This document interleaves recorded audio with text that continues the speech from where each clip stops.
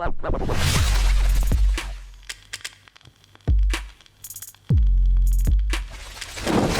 guys, what's up? It's Joe. I want to try to make this video as quick as possible. Now, in the past, I brought up probably my new favorite software, and it's called Timebolt, right? And this software is designed to cut out like the silence inside of your videos, right? So this thing helps me to save time from manually cutting out all the silence, right? Now, I was going to show you two methods to use this software, but for this video, I just mainly want to focus on the extension, right? After you install the extension, you're able to go to Windows, and it's right here in the file that says extension, and it appears right here, right? You select it, and you're good to go. Now, for this tutorial, basically what I want to show you is me using camera footage, right? The reason why I want to show you camera footage is basically because you may or may not come across these situations. If I was to right-click on my footage, and I go to Modify, go to Interpret Footage, as you can see, the frame rate from my camera file is actually kind of strange. It's actually 29.8706. I already messed with this, and if you were to render it as is, it's usually okay, right?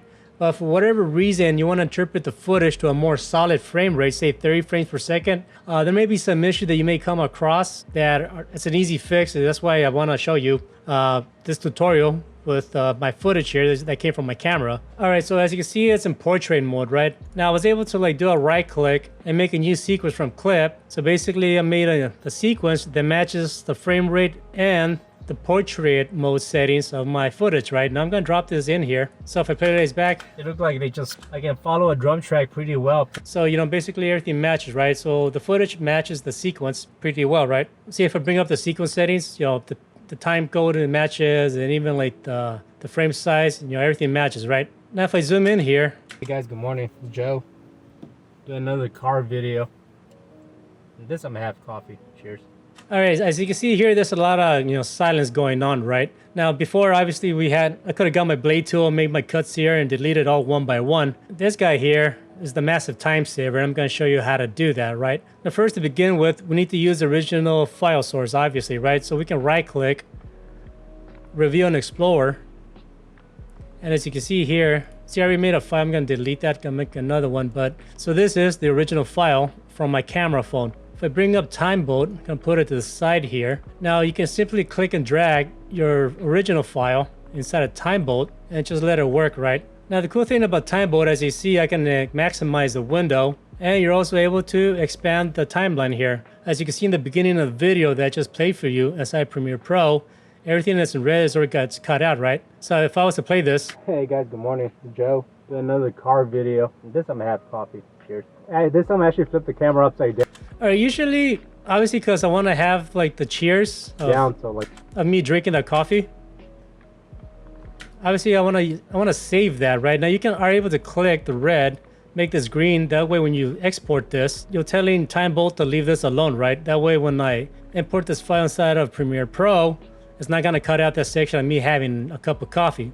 However, I want to show you something in case, like, say there's something that gets cut out and you want to save it. There is a way to just bring it back. It's very simple. So for the time being, I'm going to cut out this section. Cheers. That way, inside of Premiere Pro, I can show you what I do to like bring back myself having a drink of coffee, right? So once I'm pretty happy with the settings, this is pretty much the settings that I follow when I export it. For left padding, right padding, I do a 0.15. Once it did its job and I selected all the silence that needs to be cut out, this selection right here, we're going to save the timeline cuts, and this is going to save it to a JSON file. So we can click on this, and it like opens up the window where it's at. So here we have the JSON file, right? Cool. So we can minimize Timebolt. We don't need it right now. Back to Premiere Pro. What you need to do is, I'm going to zoom out a bit. I'm going to go to the beginning of the sequence, right? Make sure that like the timeline is in the beginning of the clip, because it's going to make a bunch of cuts, right, throughout our video clip here, right? So you want to select this guy. We go to like the Timebolt extension. Then we hit Apply JSON file that we just created. It's going to open up a File Explorer window. You need to look for the JSON file that it created and hit OK. Once you select it, hit OK, and just watch it work. You'll see do. This is real time. I'm not like cutting anything out. This is just like the video running in real time, so you can see all the cut it is doing for you. And here I am, free-handed. Now, something that this extension does is that it kind of has a bunch of duplicate files towards the end. This is something you have to do manually at the moment until there's an update for the extension, but it's no big deal. And that is, if you go towards the end, everybody else that have left comments up to this point in my YouTube video making. All right, thanks, take care, and peace. Peace.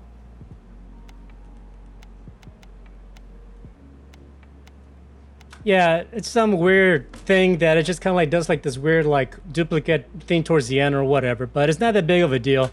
Just find like the end of your video. All right, thanks, take care, and peace. All right, we can just, you know, select that, delete it, zoom out a bit. We can just delete these guys here. Boom, done. And that's the end of the video. So now if we go to the beginning of our video here and hit play.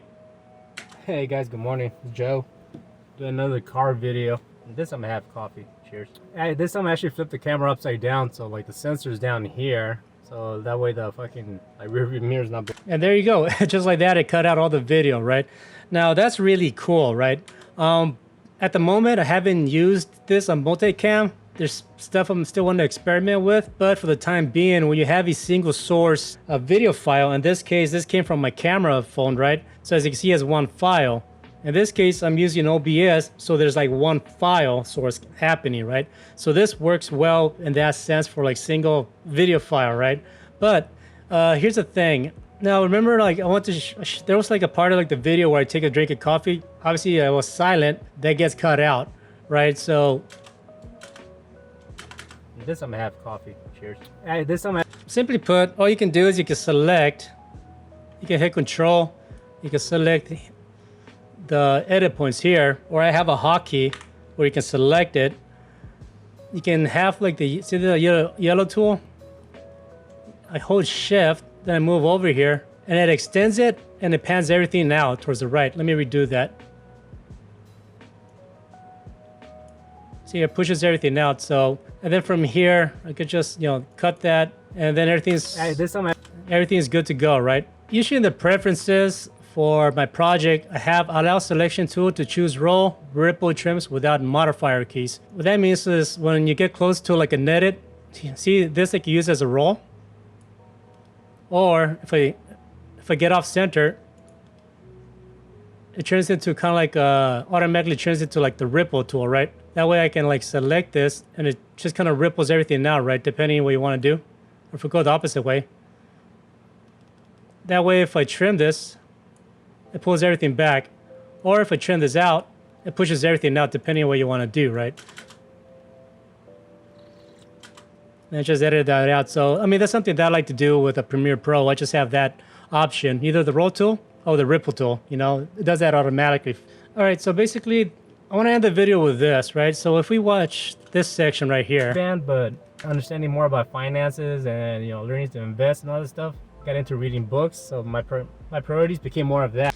All right, so everything is good, right? So the video as is, if you were to render this out, everything is fine, right? However, the thing is that if for whatever reason you're working with like multiple clips and they're like different frame rates, right? And if you want to like pretty much interpret all the footage to a more solid frame rate, say like towards the end you decide, hey, you know what? I want to interpret the footage. I'm gonna right click, modify, interpret the footage to, let's say 30 frames per second. What happens is all the audio, because the frame rates are gonna just change, the audio is gonna shift pretty badly, right? Now if I hit OK, well, you saw that, how it shifted. And, you know, learning to invest, my priorities more of that. And like if understanding more about and, you know, learning to invest. So as you can see, like the audio got shifted pretty badly, right? So yeah, that's basically something to keep in mind. If you want to work with a specific frame rate and your footage is like has a different, you know, frame rate value, like my camera, yeah, see like the original frame rate is like 29.8706, you know, something not right. Yeah, it's like a non-number. So if you want to work at a more solid frame rate for, you know, whatever project you're working on, keep that in mind. You want to like maybe render this out, then drop this inside a Timebolt. That way it creates a file with the right frame rate. It can match the frame rate that you interpreted your original footage to 30 frames per second or 60 frames or 24 frames per second or whatever it is you do, right? So something to keep in mind when using Timebolt, right? That way to avoid any problems. So anyways, that said, I really like this software. Like I said, if you're interested in using this software, please check out the affiliate links. Understanding how your software works and how it can benefit you, you know, learning to like work with it and so it can help you out is a massive time-saving skill. And yeah, this software itself, as you can see, within seconds, it just did all like this cuts for me, right? So now I could just render this out. It's done. Move on, right? For the next video, I want to show you how I use this Timebolt for more like multicam projects, and how I use this software for bigger projects that has like a lot of audio clips and cameras and all this other shit, right? Because it's another process for me. So, but that's another video. So anyways, leave a like, leave a comment, all that good stuff. Really appreciate your time on watching this video. And yeah, that's all I got for you. Thanks for watching. Take care and peace.